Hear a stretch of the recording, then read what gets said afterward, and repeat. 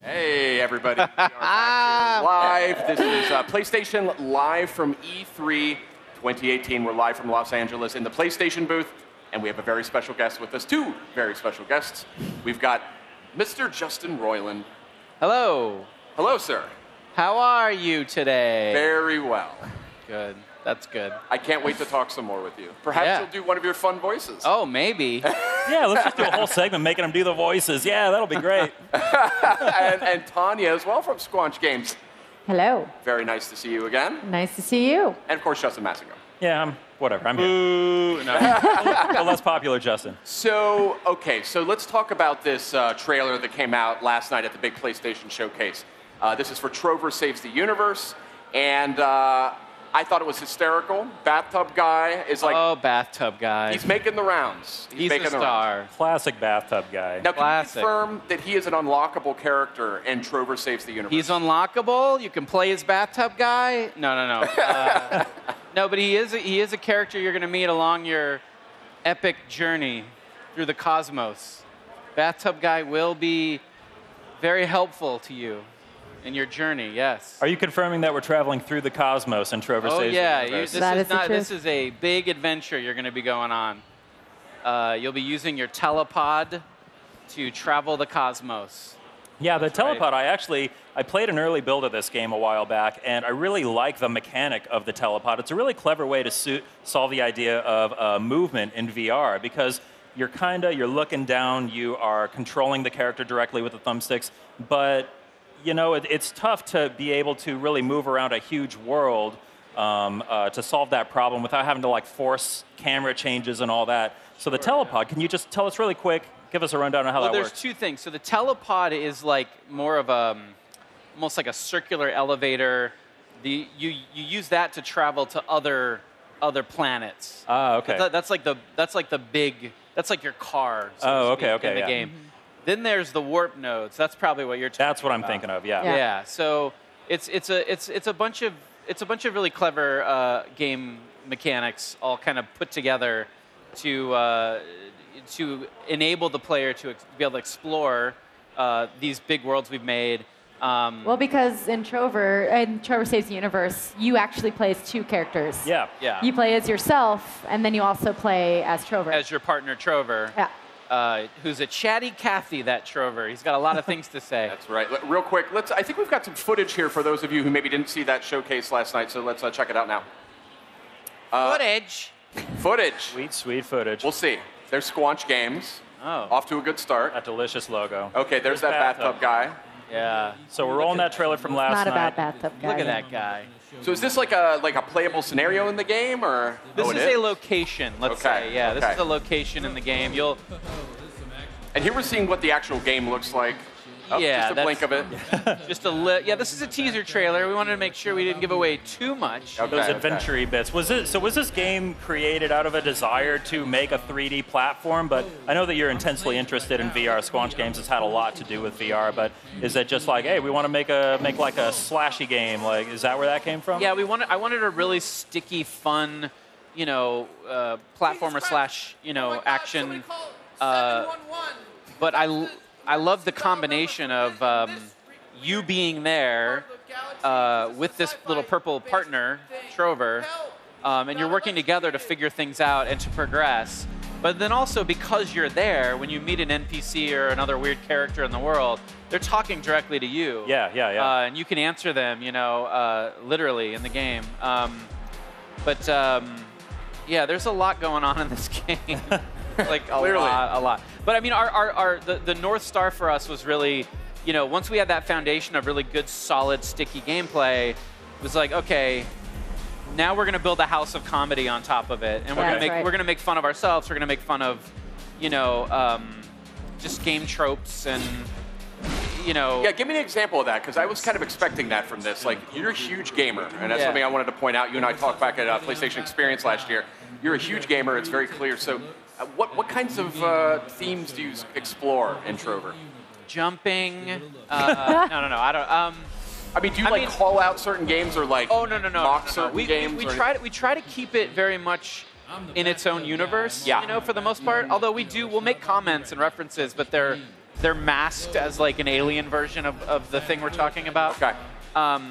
So if we're going to do a pop culture joke, it'll be sort of underneath a layer of weirdness. But it's more like really casting really funny people to do the voices, and then really loose, like having fun in the booth. Yeah. Outtakes for intakes, stuttering, messing up a line and using it, breaking character, because I might, or whoever's recording might like go completely off script and like make some bizarre thing up, and then we're all laughing at it. That's some of the. And then we use that in the game. That's like, I mean, you've had that style of humor for a long time. I mean, that's one of my favorite shows. Rick and Morty definitely has a strong. Like interdimensional cable. It's like, it's like that. It's that. Is it a whole game of sort of interdimensional cable? Kind of. I mean, interdimensional cable is like really out there. This game's really out there, but it's got the backbone of like a large narrative that's very followable. You understand what you're doing, where you need to go, why you're going there. The stakes are high within the context of the story.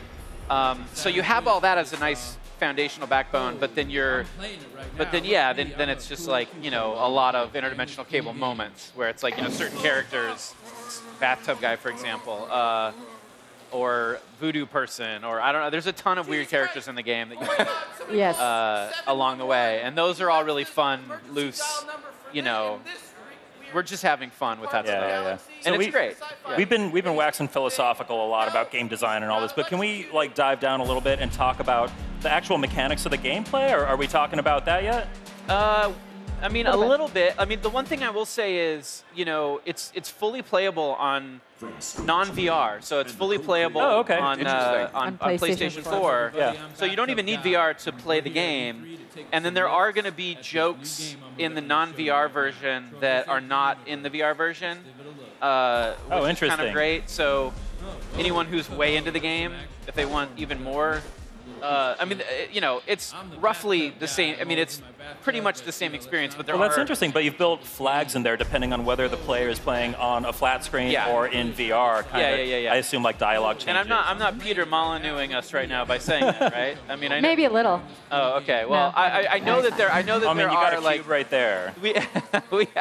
We have some funny mechanics that we had to do, or that we couldn't do in traditional, right? So we took that as an opportunity to make those into jokes. Yeah. And it's great. It's like it makes me excited for the traditional, regular PS4 version of the game, just because there's stuff that is absolutely hilarious. Can I also address really quick how difficult it is to focus when I'm hearing your voice here and I'm also hearing your voice? Oh, it's weird. Coming from the trailer here.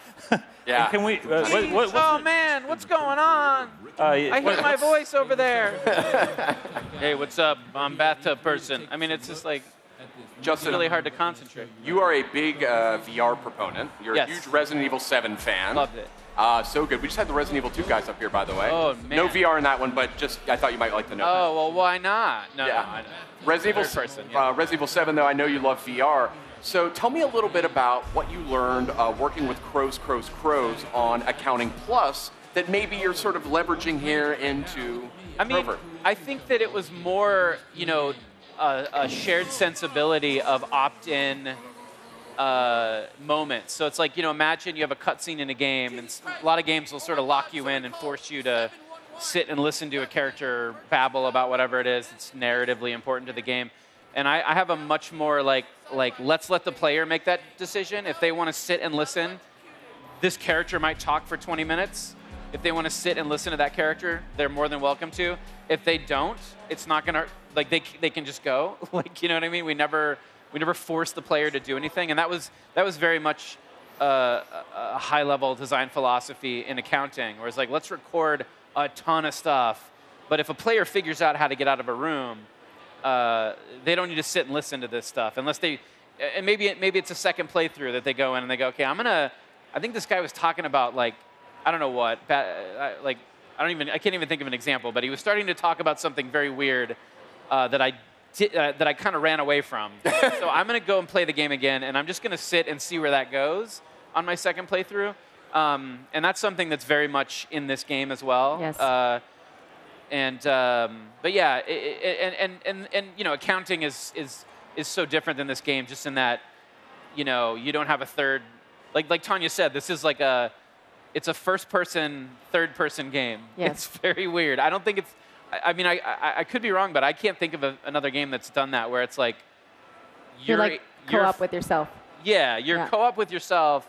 You're in the game as a first-person character, but then there's a third-person character that you're also controlling, and it actually works really, really well. Like control-wise, it's actually really comfortable and not overcomplicated or clumsy. It's actually really, really intuitive. Yeah. You talked a bit about the dialogue. Does the team ever get a little bit sad thinking about all the dialogue that players are not going to hear because no one's?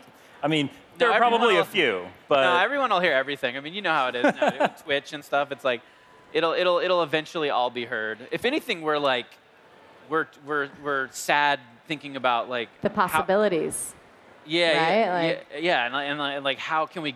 I want everything. more dialogue. Yes. I want to hide like what's stuff that people won't hear. You should just secretly patch in more lines without telling anybody. Yeah. So the game itself was built to be very contextual. So we want the player to feel like they're like the star of this game as they're playing. And they're doing things with Trover that they're like, oh, it's like typical gamer stuff. Like, I'm just jumping up over here and checking this out. And Trover will respond like in real time. He's like, why are you over here doing this thing? You should be over there. Like, we're not on track right now. We need to do something. You know what I mean? It's the game, we continue to build it that way. And that's Justin. Like, yeah, I mean, that's a thing that I really want to push in VR is having characters that are very aware of you and what you're doing.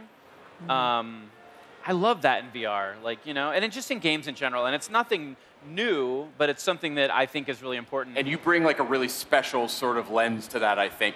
I would love to talk for the next 45 minutes about this guys. game. Let's go. But unfortunately, we're on a tight schedule and we got to get going. Samus! Oh, that's just Smash Brothers. I thought there was a new Metroid game. Sorry, I got excited. Justin, Tanya, always a pleasure. We are all looking forward to Trover Saves the Universe coming to PlayStation VR. Absolutely. And playable on PS4 as well.